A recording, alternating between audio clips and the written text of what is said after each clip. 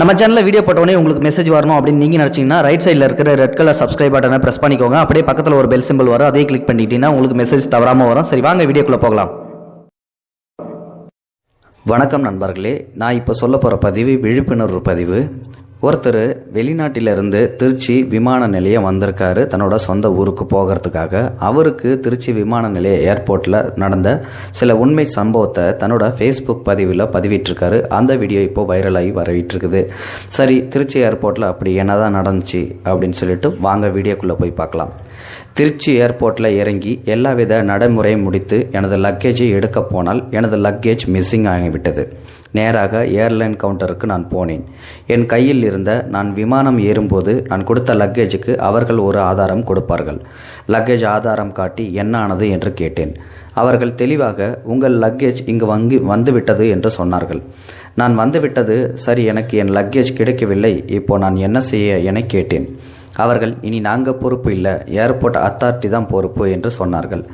அதை அப்படியே ஆங்கிலத்தில் டைப் செய்து உங்கள் ஆதார லப்பர் ஸ்டாம்ப் அதில் குத்தி நீங்கள் சைன் செய்து கொடுங்க என்று கேட்டேன். என்னை மேலும் கீழும் பார்த்தவர், அப்படி கொடுக்க எங்களுக்கு அதிகாரம் இல்லை சார் என்றார். நான் கேட்டேன், அப்படி குடிக்க அதிகாரம் இல்லை என்றால் எப்படி நீங்கள் என்னை ஏர்போர்ட் அத்தாரிக்கிட்ட போய் சொல்ல யார் அதிகாரம் உங்களுக்கு கொடுத்தது என்று கேட்டேன். அவருக்கு ஏதோ புரிந்துவிட்டது. பிறகு சிறிது நேரம் யோசித்து கவுண்டரை விட்டு வெளியே வந்தார். வந்து என்னிடம் முதலில் சொன்னது சாரி. பிறகு என்னை அழைத்து கொண்டு ஏர்போர்ட் அத்தாரிக்கிட்டே அழைத்து போனார். அங்கு இருந்தவரிடம் விஷயத்தை சொன்னதுமே அவர் சொன்னதும் சாரிதான். அவர் தோள் மீது 3 ஸ்டார் இருந்தது. இது எப்போதாவது நடப்பது தான் சார், கவலைப்படாதீங்க, உங்கள் லக்கேஜ் உங்ககிட்ட பத்திரமா வரும், நீங்கள் வீட்டுக்கு போங்க, 48 மணி நேரத்தில் உங்கள் லக்கேஜ் உங்கள் வீடு தேடி வரும், ப்ராமிஸ் என்று சொன்னார். நான் ஒரே வார்த்தையில் சொன்னேன், சார், எனது லக்கேஜ் ஏர்வேஸ் கஸ்டடியில் இருந்தால் நான் நீங்கள் சொல்வதை நம்பி வீட்டுக்கு போவேன். எனது பார்சல் இப்போ ஏர்போர்ட்டை விட்டு வெளியே போய்விட்டது. எடுத்துக்கொண்டு போனவர் நல்லவரா இல்லை கெட்டவரா என்று எனக்கு தெரியாது, உங்களுக்கும் தெரியாது. இப்படி இருக்கும் நிலையில் நான் எப்படி வீட்டிற்கும் செல்வது? ஸோ எனது லக்கேஜ் பாதுகாப்பு இல்லாத நிலையில் அது என்ன வேணாலும் ஆகலாம். எனக்கு என்னோட லக்கேஜ் இல்லாமல் வீட்டுக்கு போக விருப்பம் இல்லை என்று தெளிவாக சொன்னேன். உடனே அவர் யாருக்கிட்டேயோ முதலில் டெலிஃபோன் செய்தார்.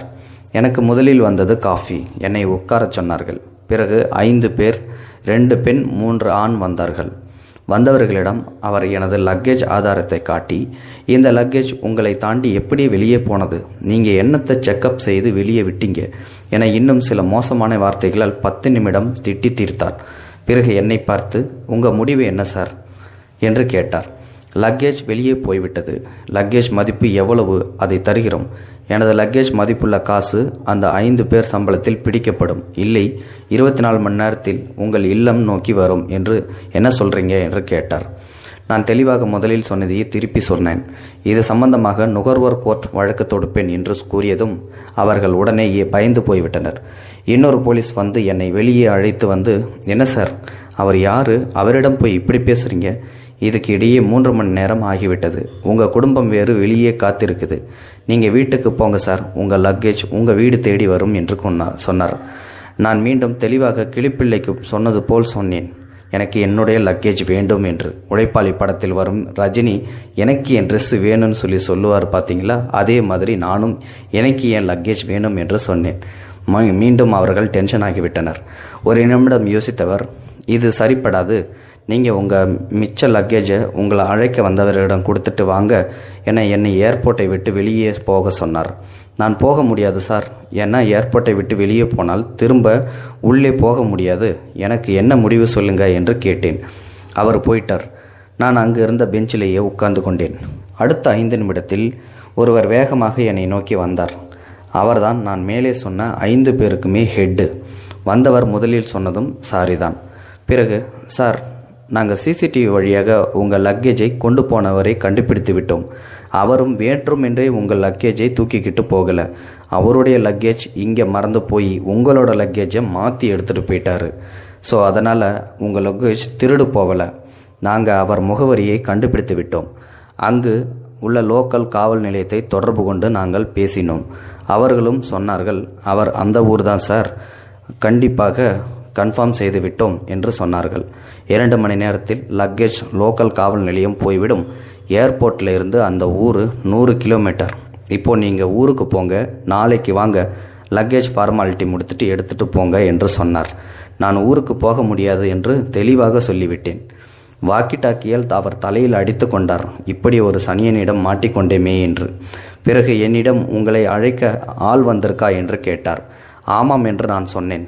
என்னை ஏர்போர்ட்டை விட்டு வெளியே அழைத்து வந்து எனது பொருளை என் குடும்பத்தினரிடம் ஒப்படைத்துவிட்டு என்னிடம் அவங்களை ஊருக்கு போக சொல்லுங்க என்றார். இரவு 10 மணி. நானும் அவங்கள ஊருக்கு போக சொல்லிவிட்டேன். என்னை பயப்பட வேண்டாம், இங்கேயே நில்லுங்க என்றார். நான் அவரிடம் உங்கள் கைபேசி எண் கொடுங்க என வாங்கி மிஸ்டு காலும் கொடுத்து வெரிஃபைடு செய்து கொண்டேன். இரவு 11 மணிக்கு 3 பேர் திருப்பி வந்தார்கள். என்னை அழைத்து கொண்டு ஒரு ஏர்போர்ட் காவல்துறை வாகனத்தில் ஏற்றிக்கொண்டு உளுந்தூர்பேட்டை லோக்கல் ஸ்டேஷனுக்கு அழைத்து சென்றனர். அங்கு எனது லக்கேஜ் வரவில்லை. உடனே அங்குள்ள ஒரு காவல் அதிகாரியை அழைத்து கொண்டு நேராக எனது லக்கேஜ் எடுத்துட்டு போவார் வீட்டுக்கே போனோம். எடுத்துட்டு போனவர் வீட்டுக்கு போனதும் என்னை வெளியிலேயே நிறுத்திவிட்டார்கள். சார், நீங்கள் உள்ளே வர வேண்டாம். நீங்கள் உள்ளே வந்தீங்கன்னா உணர்ச்சி வசப்பட்டு அவரிடம் ஏதாவது தகாத வார்த்தையில் திட்டுவீங்க. பிறகு அவர் சொல்லுவார் நான் தவறாக எடுத்துகிட்டு வரவில்லை என்று. ஸோ உங்கள் 2 பேர்த்துக்கும் சண்டை வந்துடக்கூடாது. அதனால் நீங்கள் இங்கேயே இருங்க. நாங்கள் உள்ளே போயிட்டு அவர்கிட்ட பக்குவமாக பேசி நடந்ததை சொல்லி உங்கள் லக்கேஜை மீட்டுட்டு வரோம் என்று சொல்லி என்னை வெளியிலேயே நிறுத்திவிட்டு அவர்கள் உள்ளே போனார்கள். அடுத்த 15 நிமிடத்தில் எனது பார்சலுடன் வந்தார்கள். என் முகத்தில் சிரிப்பு வந்துவிட்டது. அவர்கள் முகத்திலும் சிரிப்பு வந்துவிட்டது. என்னிடம் என் பார்சல் பிரிக்கப்பட்டுள்ளதா, ஏதாவது சேதாரம் இருக்கா என கேட்டார்கள். இல்லை என்று சொன்னேன். சரி வாங்க என என்னை அழைத்து கொண்டு நேராக மீண்டும் ஏர்போர்ட் வந்தோம். மணி 12:30 மணி ஆகிவிட்டது. நைட்டு 12:30 மணி. சார், இதுக்கு மேலே நீங்கள் ஊருக்கு போக முடியாது. ஏன்னா ஏர்போர்ட்டில் சில நடைமுறை இருக்குது, அதை நீங்கள் தான் முடிக்கணும். வாங்க என பக்கத்தில் இருந்த லாட்ஜ் அழைத்து போய் போகும் வழியில் இரவு உணவும் எனக்கு வாங்கி கொடுத்தார். காலை 10 மணிக்கு லாட்ஜுக்கு நாங்கள் காசு கொடுத்துட்டோம் என போயிட்டார்கள். என்னிடம் சில கையெழுத்து வாங்கி கொண்டு எனது பாஸ்போர்ட் முகவரி உள்ள இடம் வரை உள்ள டாக்ஸி வாடகை 2200 ரூபாய், காலை உணவுக்கு 300 ரூபாய் என என்னிடம் 2500 ரூபாய் கொடுத்தார்கள். நான் வேண்டாம் என சொல்லியும் இது ரூல்ஸ் வாங்கி கொள்ளுங்க என்று திணித்தார்கள். நான் வாங்கி கொண்டு வெளியே வரும்போது அதே 3 ஸ்டார் வந்தார். யோ, நீ சரியான ஆளியா, வெளிநாட்டிலிருந்து வந்தோம், வீட்டுக்கு கூட போகாமலே இங்கேயே இருந்து காரியத்தை சாதித்து விட்டாயே, பத்திரமா போ. வழியில் ஏதாவது பிரச்சனை என்றால் இந்த நம்பருக்கு கால் செய்து எனக்கு கால் செய் என்று எனக்கு ஒரு நம்பர் கொடுத்தார். அந்த நம்பரை நானும் வாங்கி பாக்கெட்டில் வைத்து கொண்டேன். சரி சார், ரொம்ப ரொம்ப நன்றி என்று அவரும் அவர்களுக்கு டாட்டா சொல்லிவிட்டு வெளியே வந்து விட்டார். சரி, இந்த பதிவை நீங்கள் ஏன்டா இவ்வளோ தூரம் இழுத்து எனக்கு சொல்கிற அப்படின்னு சொல்லிட்டு நீங்கள் எல்லாரும் ஒரு சந்தேகத்தோட கேள்வி கேட்கலாம். இந்த பதிவு எதுக்கு அப்படின்னா, போராடலைன்னா இந்தியாவில் எதுவுமே கிடைக்காது. ஏன், நம்ம தமிழ்நாட்டில் சுத்தமாக எதுவுமே கிடைக்காது. அதனால் எந்த ஒரு விஷயத்திலையும் காரியம் சாதிக்கணும் அப்படின்னா தொடர்ந்து நீங்கள் முயற்சி செஞ்சுக்கிட்டே தான் இருக்கணும். ஒரு தடவை முயற்சி செஞ்சு அது தோல்வி அடைஞ்சிருச்சு அப்படின்றதால அந்த முயற்சியை அப்படியே கைவிட்டுறக்கூடாது. திரும்ப நீங்கள் அதை முயற்சி பண்ணாதான் எப்படியாவது கடைசியில் ஒரு டைம் வெற்றி அடைய முடியும். ஸோ என்றைக்குமே நீங்கள் போராடினா தான் வெற்றி நிச்சயம் அப்படின்றது தான் இந்த பதிவு மூலமா நான் உங்களுக்கு தெரிவிக்க விரும்புகிறேன். வீடியோ பார்த்தமைக்கு நன்றி. இந்த வீடியோ பார்த்தின கருத்துக்களை மறக்காமல் கமெண்ட் பாக்ஸில் போஸ்ட் பண்ணுங்கள். வணக்கம். இது போன்ற செய்திகளை உடனுக்குடன் நீங்கள் தெரிந்து கொள்ள மறக்காமல் எங்களுடைய சேனலை சப்ஸ்கிரைப் செய்யவும், கூடவே பக்கத்தில் வரும் பெல் ஐக்கானையும் கிளிக் செய்யவும்.